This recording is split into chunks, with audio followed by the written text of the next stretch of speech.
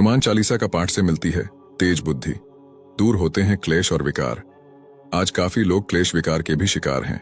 क्लेश यानी कष्ट, मानसिक तनाव, चिंता, और विकार यानी दोष, बुराई। तेज बुद्धि के साथ ही क्लेश और विकार दूर करने के लिए सबसे सरल उपाय है नियमित रूप से हनुमान चालीसा का पाठ किया जाए। मानव जीवन के 5 क्लेश अविद्या यानी अज्ञान, अस्मिता यानी अपमान, राग यानी लगाव, द्वेष यानी मनमुटाव, अभिनिवेश यानी मृत्यु का भय। मानव जीवन के मनोविकार है बुरी आदतें, काम यानी वासना, क्रोध, लोभ यानी लालच, मद, मोह यानी आसक्ति या अत्यधिक लगाव, मत्सर यानी बुरी लत। ये सभी क्लेश और विकार हमें लक्ष्य से दूर करते हैं और सही दिशा से भटकाते हैं। इनसे बचने के लिए नियमित रूप से हनुमान चालीसा का पाठ करना चाहिए। यदि हम हर रोज हनुमान चालीसा का जप नहीं कर सकते हैं तो सप्ताह में 2 दिन मंगलवार और शनिवार को जप कर सकते हैं। यदि सप्ताह में 2 दिन भी संभव ना हो सके तो सप्ताह में किसी भी एक दिन जप कर सकते हैं। यदि एक दिन में भी पूरी हनुमान चालीसा का पाठ नहीं सकते हैं तो सच्चे मन से हनुमान जी का ध्यान करते हुए किसी एक चौपाई का जप भी कर लेंगे तो हनुमान जी की कृपा प्राप्त की जा सकती है। हनुमान चालीसा के पाठ और किस चौपाई से क्या क्या लाभ प्राप्त हो सकते हैं। बुद्धिहीन तनु जानिके सुमिरौं पवन कुमार, बल बुद्धि विद्या देह मोहिन, हरहु कलेश विकार। यदि कोई व्यक्ति नियमित रूप से सिर्फ इन 2 पंक्तियों का जप 108 बार जप करता है तो उसे तेज बुद्धि प्राप्त हो सकती है। इन पंक्तियों के प्रभाव से हनुमान जी व्यक्ति के सभी क्लेश और विकार भी दूर करते हैं। इन पंक्तियों का अर्थ यह है कि हे पवन कुमार, मैं खुद को बुद्धिहीन मानता हूं और आपका ध्यान स्मरण करता हूं। आप मुझे बल, बुद्धि और विद्या प्रदान करें। मेरे सभी कष्टों और दोषों को दूर करने की कृपा कीजिए। पंक्तियों में छिपे हुए भाव के साथ हर रोज पूरी हनुमान चालीसा या सिर्फ इन पंक्तियों का जप करना चाहिए। यदि सिर्फ इन पंक्तियों का जप करना चाहते हैं तो जप की संख्या कम से कम 108 रखेंगे तो बेहतर रहेगा। जप के लिए रुद्राक्ष की माला का उपयोग किया जा सकता है। हनुमान चालीसा का जप करने के लिए किसी भी हनुमान मंदिर जा सकते हैं या घर पर ही किसी पवित्र और शांत स्थान पर पाठ किया जा सकता है। पाठ करने से पूर्व स्नान आदि से स्वयं को पूरी तरह पवित्र कर लेना चाहिए। साफ स्वच्छ वस्त्र धारण करें और आसन पर बैठकर हनुमान जी का ध्यान करते हुए जप करें।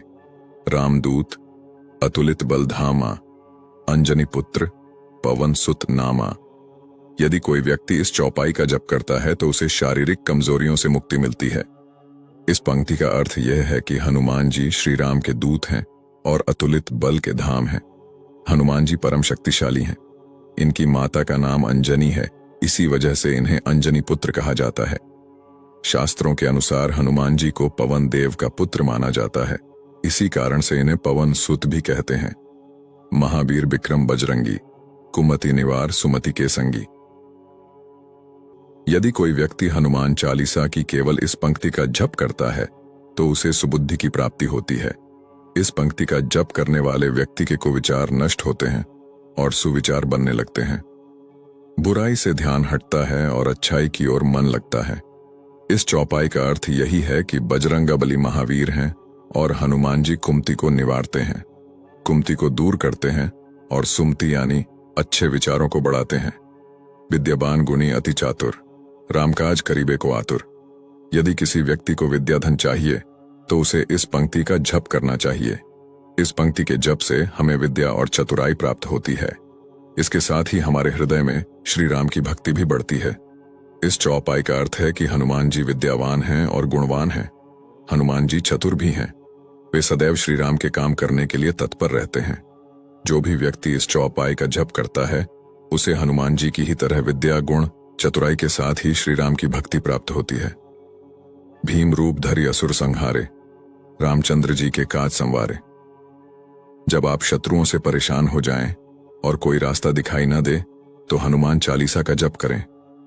यदि एकाग्रता और भक्ति के साथ हनुमान चालीसा की सिर्फ इस पंक्ति का भी जप 108 बार हर रोज किया जाए तो शत्रुओं पर विजय प्राप्त होती है, श्री राम की कृपा प्राप्त होती है। इस पंक्ति का अर्थ यह है कि श्री राम और रावण के बीच हुए युद्ध में हनुमान जी ने भीम रूप यानी विशाल रूप धारण करके असुरों राक्षसों का संहार किया था। श्री राम के काम पूर्ण करने में हनुमान जी ने अपना महत्वपूर्ण योगदान दिया, जिससे श्री राम के सभी काम संवर गए। लाए संजीवन लखन जियाए, श्री रघुबीर हर्षि उर लाए।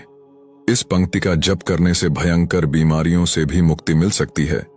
यदि कोई व्यक्ति किसी गंभीर बीमारी से पीड़ित है और दवाओं का भी असर नहीं हो रहा है, तो उस रोगी को भक्ति के साथ पूरी हनुमान चालीसा का या इस पंक्ति का जप हर रोज 108 बार करना चाहिए। दवाओं का असर होना शुरू हो जाएगा, बीमारी धीरे धीरे ठीक होने लगेगी। इस उपाय के साथ ही चिकित्सक द्वारा बताए गए नियमों का भी पालन करते रहना चाहिए। इस चौपाई का अर्थ यह है कि जब रावण के पुत्र मेघनाद ने लक्ष्मण को मूर्छित कर दिया था, तब कई औषधियों के प्रभाव से भी लक्ष्मण की चेतना लौट नहीं रही थी। उस समय हनुमान जी संजीवनी औषधि लेकर आए और लक्ष्मण जी के प्राण बचाए। हनुमान जी के इस चमत्कार से श्री राम अति प्रसन्न हुए। विशेष बात, देवता अपरा प्रकृति होते हैं। उनका वास फल अन्न एवं पेड़ पौधों में होता है। वे प्राणियों के शरीर में आकर जीवंत होते हैं। यदि आप वो आहार खाओगे जो हनुमान जी को प्रिय था, तो हनुमान जी के अंदर बताए गए गुण आपके शरीर एवं व्यक्तित्व की शोभा बढ़ा रहे होंगे। अतः आड़तू फलों जैसे केला, मौसमी एवं संतरा इत्यादि का सेवन करें और खुश्क चीज जैसे मदिरा, चाय, कॉफी इत्यादि एवं तामसिक आहार से दूरी बनाएं। आप पाएंगे कि आपके शरीर के सारे रोग, सारे क्लेश एवं मनोविकार धीरे धीरे दूर हो रहे हैं।